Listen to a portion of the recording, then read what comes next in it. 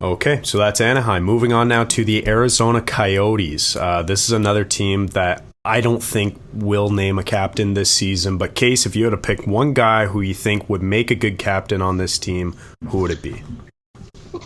Currently, I have Chychrun as being the captain of this team, and actually as soon as next year. There were a few conversations about it last year. There was actually a few times that the media asked Chychrun about, if there's been any word on that, if he's been told he's going to be the next captain, etc. And like all good players, he denied it and then said, of course, I'd like that honor, though. But he's the guy I really see being the captain of this team. I don't think that I have there's no players like on the precipice of making this team that I would say wait to pick them. There's not any other guys really that stand out as a captain to me, like Schmaltz, I would have thought, but he didn't wear an A either. He still doesn't wear an A. And then like maybe Clayton Keller, because he's like kind of that, he's been the face the last couple of years, but I also just don't see him as a captain role. So I don't know. I guess Chychrun to me makes the most sense. He's already played 337 games for this team and he's only 24 years old. So I think he stands out to me. Yeah, I mean, as you know, you're very familiar with. The only problem with Chychrun is, what if they eventually do trade him? What if they, instead of, just sitting on the pot and doing nothing, what if they finally get it done and trade him? And, if he's got a C, that's just a bad look to name a guy captain and then flip him at the deadline or something. So that's the only problem that I see with him. But I do get the sense that, he is captain material. He's the kind of guy, he's your best defenseman. He's the kind of guy who makes sense to fit in to a captain role. But I just don't know when there's so much, uncertainty about where he's even going to play.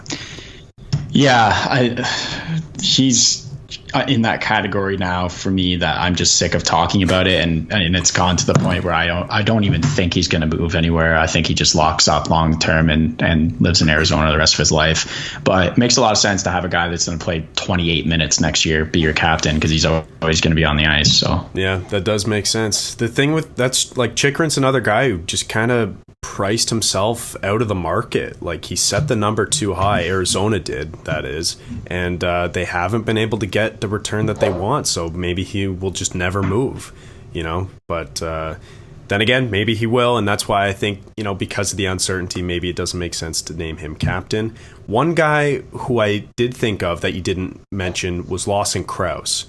Only because Lawson Krause just signed for 5 years in Arizona, and I didn't know this about Lawson Krause, but in the media, he boasted about how much he loved playing in Arizona and wanted to stay in Arizona. So that just screams captain to me.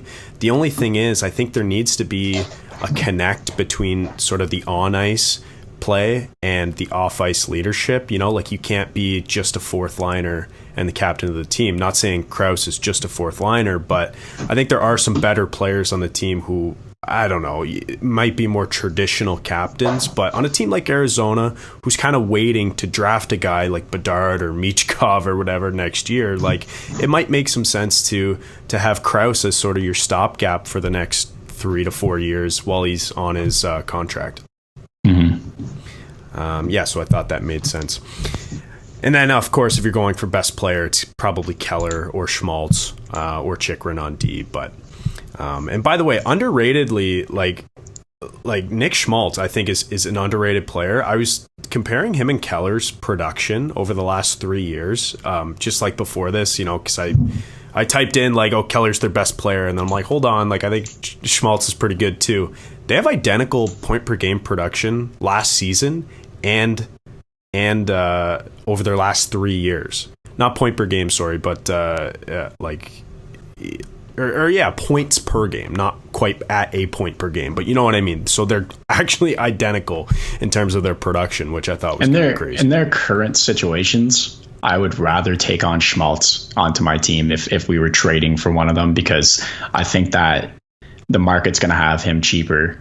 He's also got a better contract and, 2 years older, but he also plays center and he plays like a more of a two-way game. So it's like, I'd have Schmaltz than Keller, in my opinion. Yeah, and they're both good. I was just kind of shocked how it was so close.